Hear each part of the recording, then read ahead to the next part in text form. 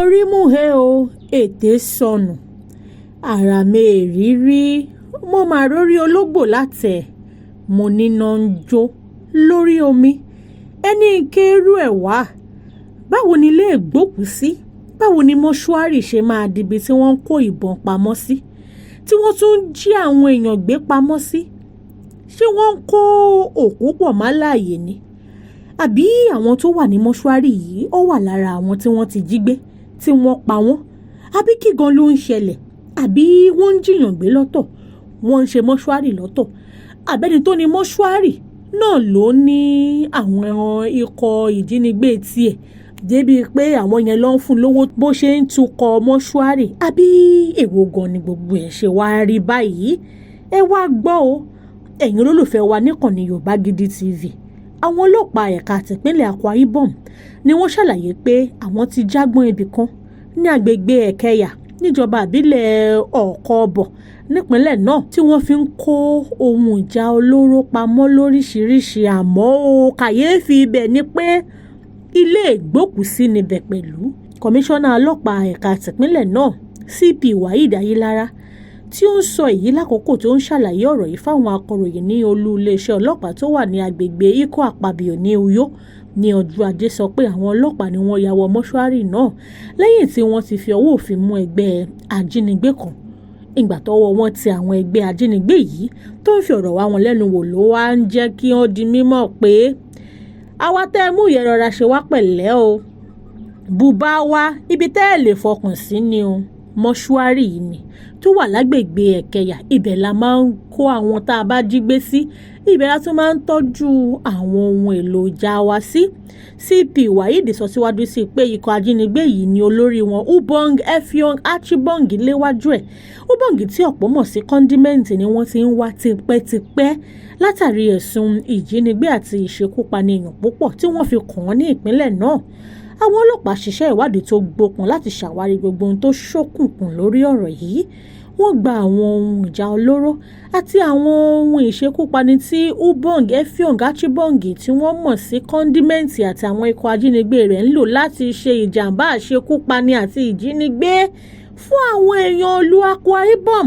àwọn ohun ìjà tá à ń sọ yìí ni wọ́n kó pamọ́ sílé ìgbókùúsí tí wọ́n ń lò fún ibi ìkọ̀kọ̀ tó ń tọ́jú àwọn ohun ìjà olóró wọn sí ní ẹ̀kẹyà ọ̀kọ̀bọ̀ local government area àwọn ohun ìjà tí wọ́n rí gbà ní ìbọn AK-47 rifle méjì G3 rifle méjì double barrel rifle kan single barrel rifle kan ìbọn magazine 5 pẹ̀lú life ammunition 7 níbo ló ti ń rí àwọn ìbọn yìí àwọn wo ló ń bá wọn kó wọlé ìyẹn ni pé ẹgbẹ̀rin ọ̀tẹ̀ ọ̀rọ̀ yìí bá a ti ń pàkan ni ìkọ́ ń rú wọ́n ṣe ń gé wọn lọ́wọ́ ló ń bọ̀rùka wọ́n ń jíyàn gbé wọ́n ń pààyàn wọ́n tún ń ṣe màdàrú bó ṣe ń kó nǹkan wọlé CP Waheed Ayilara wá ṣàlàyé pé ìwádìí ṣì ń lọ lórí ẹ̀ káwọn mọ̀ pàtó ipa tí ẹni tó ní mọ́ṣúárì yìí ń kó àbí kò mọ̀ ń pa ẹ̀ ní bóyá àwọn tó ń bá ṣiṣẹ́ ló gbàbọ̀dè fún abẹ́wò ni gbogbo ẹ̀ bí ìròyìn bá ṣe ń lọ lórí ẹ̀ láàmà mú wá sí etí ìgbọ̀yìn àtọ́jú òwòrán yín kọmíṣánná Waheed Ayilara wá dúpẹ́ lọ́wọ́ àwọn èèyàn ìjọba àti àwọn òṣìṣẹ́ iléeṣẹ́ ààbò yòókù fún àwọn akitiyan fọwọ́sowọ́pọ̀ tí wọ́n ń fún àwọn ọlọ́pàá ní ìpínlẹ̀ Akwa Ibom lórí bí wọ́n ṣe ń dojúkọ ìwà ipá àti ìwà ọ̀daràn ó wá rọ àwọn aráàlú láti túbọ̀ ṣiṣẹ́ pọ̀ pẹ̀lú àwọn ọlọ́pàá kí wọ́n sì máa gbé ní ìfàyàbalẹ̀ pé dígbí ni àwọn ọlọ́pàá wà ó láti dáàbò bò wọ́n àti dúkìá wọn nígbà gbogbo. NDT Clearing Freight and Logistics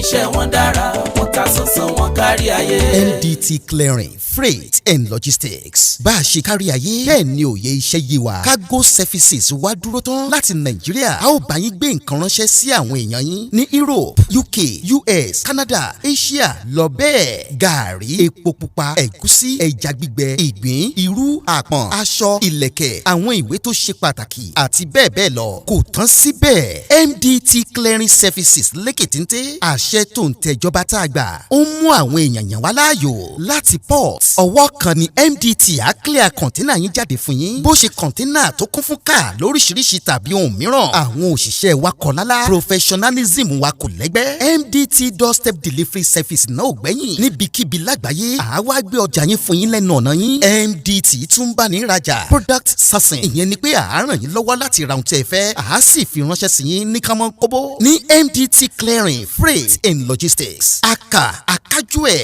àtò àlétò iṣẹ́ wa yàn ó yanjú lówó péréte ẹ máa bọ̀ lólulẹ̀ iṣẹ́ MDT ní nọ́mbà 22 Latif Salami Street Ajao Estate Ikeja Lagos a sì tún ní ẹ̀ka káàkiri orílẹ̀-èdè Nàìjíríà ẹ bá wa sọ̀rọ̀ 0818-231-1480 àti 0912-907-4004. bákan náà ilé-iṣẹ́ MDT lókè òkun wà ní Toronto Canada please call +16472895364 website www.mdtfreights.com. MDT Clearing Freight and Logistics assure delivery. Yorùbá Gidi TV. Yorùbá Gidi TV òun ni kẹ́ ẹ máa wò nígbà gbogbo ẹ fojú yín ló ń jẹ níbi tẹ́ ẹ ti lè kọ́gbọ́n níbi tẹ́ ẹ ti lè rí àwọn àṣà Yorùbá tó yanjú. Yorùbá Gidi TV òun ló mú ètò rere wálé ayé níbi tẹ́ ẹ gbé fẹ́ kọ́gbọ́n níbi tẹ́ ẹ gbé fẹ́ kọrin. Yorùbá Gidi TV òun ló ń pè yín kẹ́ ẹ máa wò nígbà gbogbo. Yorùbá Gidi TV. Ibi tá a ti ń fún yín láwọn nǹkan tẹ́ ẹ fẹ́ àwọn nǹkan tó ṣàǹfààní tó yẹ kẹ́ ẹ máa wò nígbà gbogbo nígbàkigbà ìbẹ̀lẹ̀ wà yìí máa subscribe sí tẹ subscribe sí. Yorùbá Gidi TV.